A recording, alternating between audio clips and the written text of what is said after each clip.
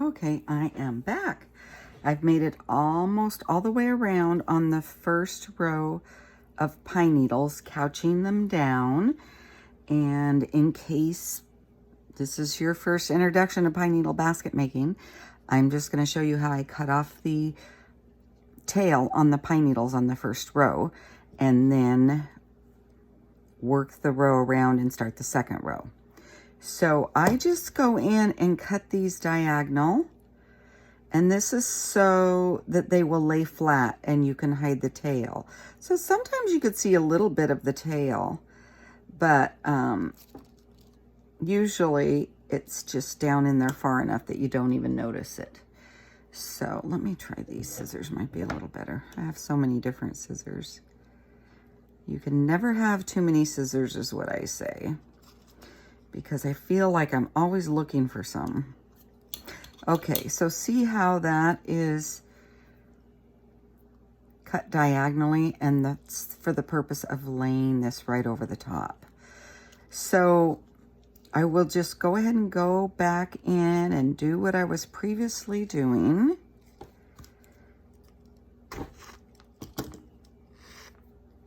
I just have to cut it while I have the needles away from it so that I don't cut my longer needles.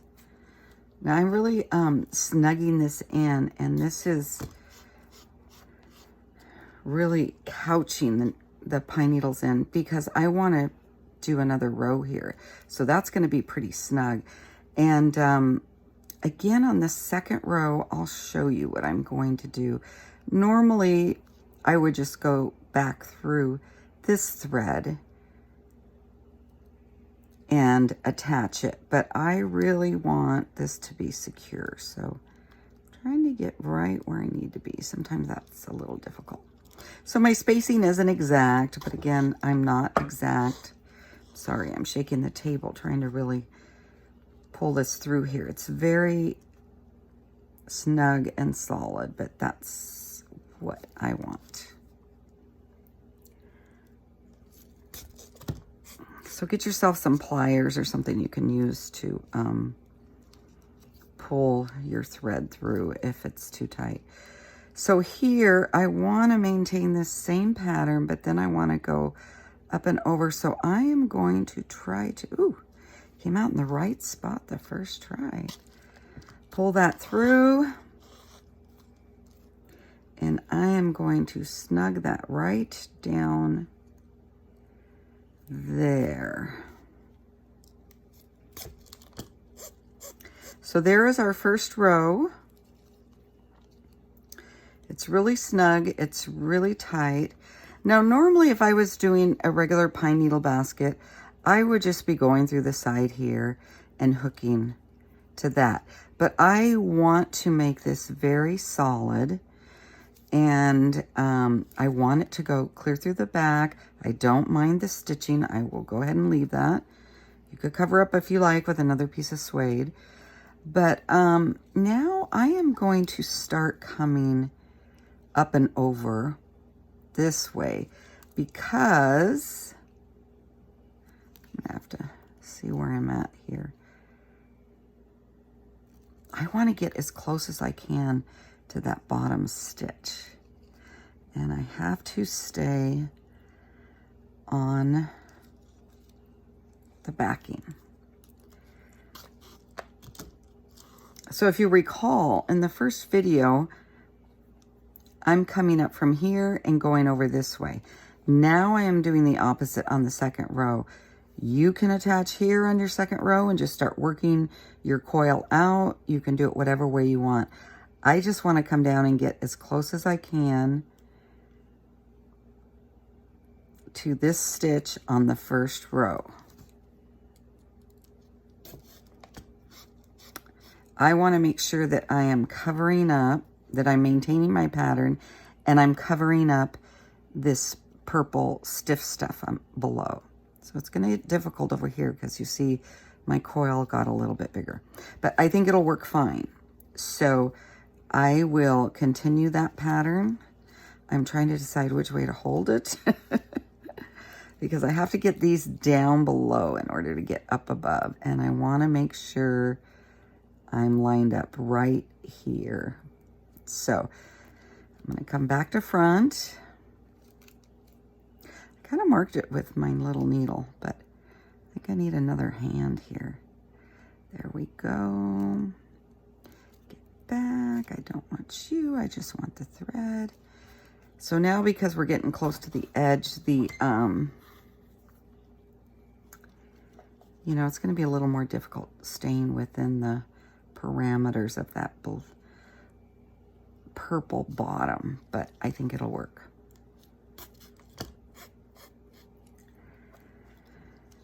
Okay, I will do one more for you and show you what that looks like. So I want to be right across from here.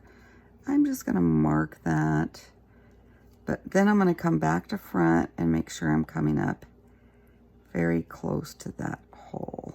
There we go.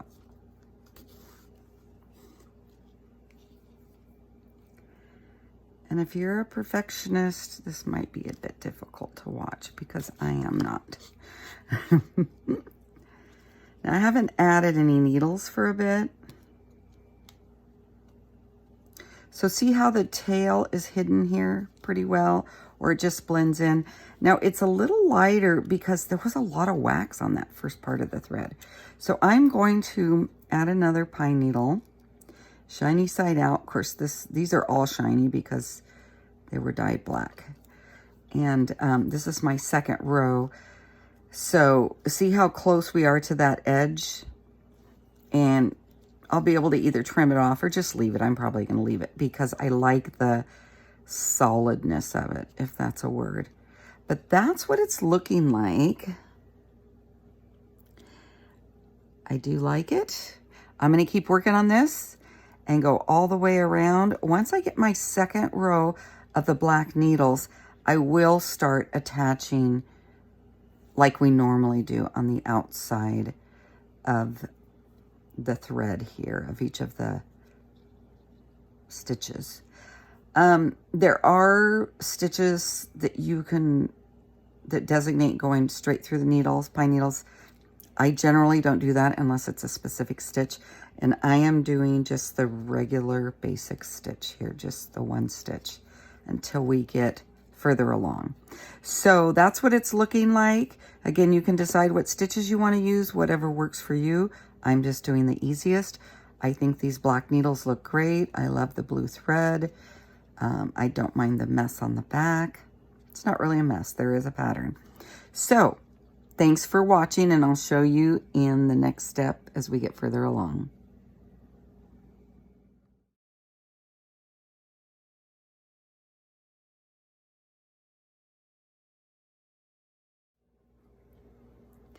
Okay, I'm back. Virginia with Jenny Lee Gems here. So I have made it all the way around on my second row on couching this cabochon. So if you've looked at the previous videos, you know how we did the beads, attach the beads to the leather or lacy stiff stuff, backing, or suede. So this is the second level I used to cover up the previous, I got something in there. So I've got the 2 layers here, and I use the suede to cover up all the stitching from the beading because there is a lot of stitching.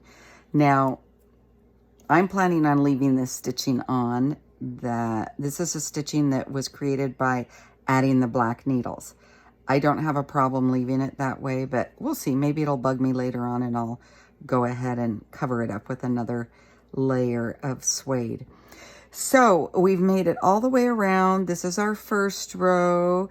You'll recall when we got to the second row, we cut this tail and covered it up. And I went ahead and came back to front and stitched straight across from each of the lower stitches. And it gave me that straight line. It's just the basic stitch. It's nothing fancy, but I kind of lined them up. Now, one thing I want to tell you, I noticed that when I was trying to poke through this, the suede and the stiff stuff, I just used my needle before going ahead and going through from the back to the front. I marked it, and it left a little mark there, and it was just enough for me to see where I wanted to come through, and that made it a little bit easier. So you could see over here, there's a little bit extra. I can cut it and trim it if I wanted, but I'm not going to. It's just going to give me more solidity through the entire basket. So I'm still coming out the back. I had to go ahead and change thread. I ran out. And what I'm going to do now, instead of going down in here, which I could do for a little bit, I'm going to go ahead and do it the regular way and go through the stitch. So at this time, if you wanted to do some other stitch, you could add a V-stitch just by going through twice.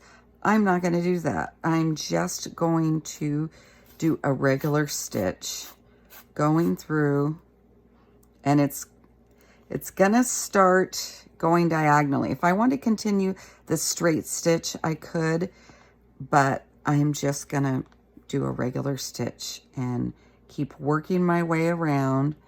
And I'm adding a pine needle every other stitch. So I removed all the tails off the back because I kept grabbing them and they were getting on my nerves. So you'll see this little stitch is lighter because it's where the thread was pulled through the eye of the needle, and it just kind of pulled some of the color and wax off.